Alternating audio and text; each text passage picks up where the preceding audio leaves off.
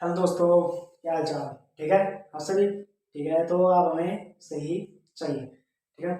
तो दोस्तों, मैं आज आपके लिए इम्पोर्टेंट चीज़ लाया हूँ, जो कि आप डेरिवेशन समझो या कुछ न्यूमेरिकल टाइप समझो, क्योंकि इस चीज़ की जरूरत अब आपको आगे डेरिवेशन में पढ़ने वाली है। ठीक है। इसके आधार पर हम आपको 3 से 4 डेरिवेशन जरूर कराएंगे, जो कि काफ़ी इम्पोर्टेंट है। ठीक है। तो इसको आप समझोगे तभी आप वह डेरिवेशन समझ पाओगे, क्योंकि फिर आप वहाँ कमेंट में ये नहीं पता करेंगे कि ये कहाँ से आया। ठीक है। इसलिए हम पहले चीज़ें क्लियर करके चल रहे हैं। ठीक है। यह पढ़ना भी इम्पोर्टेंट है। ठीक है। बोर्ड में भी शायद 1 या 2 बार आया, लेकिन इसका यूज़ है।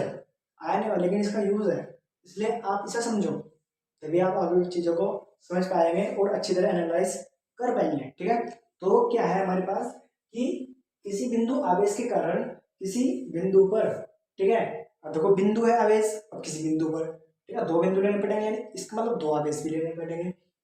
पर विद्युत क्षेत्र की तीव्रता के लिए व्यंजक प्राप्त करना, क्या प्राप्त करना? व्यंजक। ठीक है। यानी सूत्र स्थापित करना। ठीक है। किसी बिंदु आवेश के कारण किसी बिंदु पर, अब देखो 2 बिंदु है, उन पर आवेश रखे होंगे।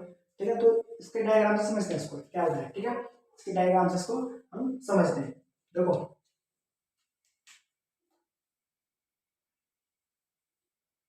ठीक है, माना यहाँ क्यू आवेश रखा है, या परीक्षण आवेश क्यू नोट रखा है। ठीक है। इनकी जो मध्य की दूरी है वो आर है, ये ए निकाय, ये बी निकाय है। ठीक है। ए निकाय पर क्यू आवेश रखा है, बी निकाय पर क्यू को आवेश रखा है। ठीक है। इनके मध्य दूरी क्या है? आर है।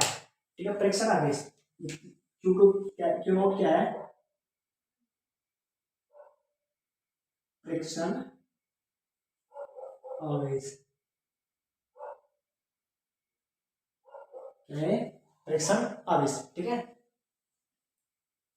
ऐसे क्लियर हुआ। थ्योरी कैसे लिखेंगे इसकी? माना माना क्यू आवेश बिंदु ए पर है, क्यू नोट आवेश जो कि परीक्षण आवेश है, बी बिंदु बी पर स्थित है, इनकी मध्य दूरी आर है। ये थ्री आपको थ्योरी इसकी लिखनी है। ठीक है। अब देखिए आगे की प्रोसेस क्या है। ठीक है। आगे की प्रोसेस क्या है? आगे की प्रोसेस क्या है? ठीक है। आगे अब देखो आगे की प्रोसेस क्या है। अब देखो इन दोनों आवेशों के मध्य लगने वाला बल हम निकालेंगे। इन दोनों आवेशों के हम पहले निकालेंगे मध्य लगने वाला बल। मैंने आपको नाम ने पढ़ाया था, वही सेम है। ठीक है। क्या कि दोनों आवेशों के मध्य लगने वाला क्या होगा? बल। बल। ठीक है। क्या होगा? बल। क्या पढ़ाया था मैंने आपको? कूलॉम का नियम पढ़ाया था ना। बल क्या होता है? 1/4 pi epsilon Q1 Q2 upon R square पढ़ाया था ना आपको जी। अब देखो पहला आवेश क्यू है तो क्यू रखेंगे, दूसरा आवेश क्या है? क्यू नॉट, तो यहाँ रखेंगे क्यू नॉट। ठीक है। यहाँ तक क्लियर हुआ? अरे यहाँ तक क्लियर हुआ जी। ठीक है। यहाँ तक क्लियर हुआ जी। अब देखो, अब क्या निकालेंगे? अब निकालेंगे विद्युत क्षेत्र की तीव्रता। ठीक है। क्योंकि हमें विद्युत क्षेत्र की तीव्रता ही निकालनी है, तो विद्युत क्षेत्र की तीव्रता से फॉर्मूला निकालेंगे। ठीक है। क्या निकालेंगे? फॉर्मूला निकालेंगे, तभी तो विद्युत क्षेत्र की तीव्रता आएगी। तो बल है हमारे पास, अब निकालेंगे विद्युत क्षेत्र की तीव्रता। क्या निकालेंगे? विद्युत क्षेत्र की तीव्रता से क्या होती है विद्युत क्षेत्र की तीव्रता? ई बराबर, क्या होती है विद्युत क्षेत्र की तीव्रता? ई बराबर एफ अपॉन क्यू। ठीक है। एफ अपॉन क्यू क्या होती है? ई बराबर एफ अपॉन क्यू होती है। ई बराबर एफ अपॉन क्यू कि एकाग्र आवेश पर लगने वाले बल को विद्युत क्षेत्र की तीव्रता कहते हैं। इसे क्यू नॉट फ्रिक्शन आवेश लेंगे। ठीक है।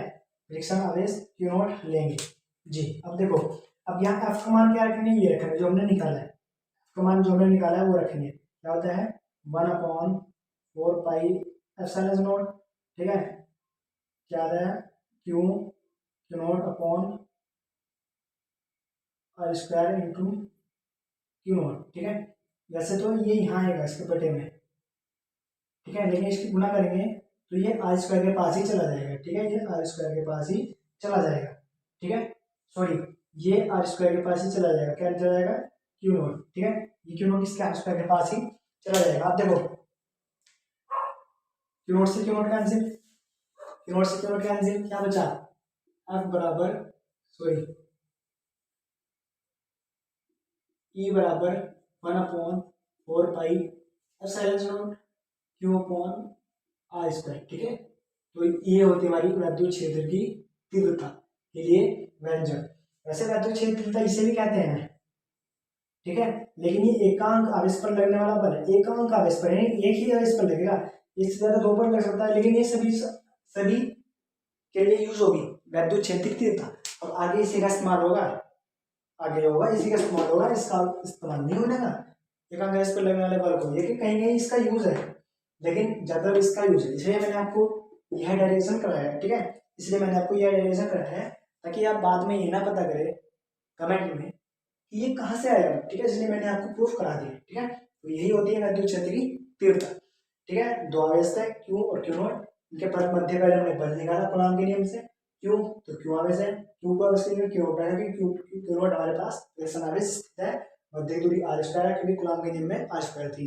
अब इनके बीच वैद्युत क्षेत्र की तीव्रता निकाली, वैद्युत क्षेत्र की तीव्रता से क्या होगा, ई बराबर F1 क्यू नॉट, हमें क्यू नॉट से क्यू नॉट काटना है क्योंकि विलक्षण आवेश है, कोई धनावेश नहीं होता, कोई ऋणावेश नहीं होता, उदासीन होता है, ठीक है जी।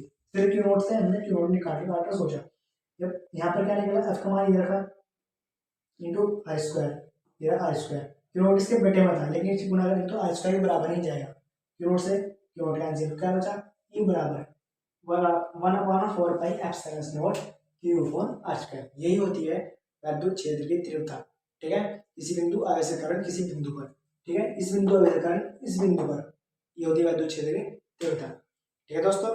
आई होप समझ में आया था, क्लियर हुआ जी। मिलते हैं नेक्स्ट वीडियो में, धन्यवाद।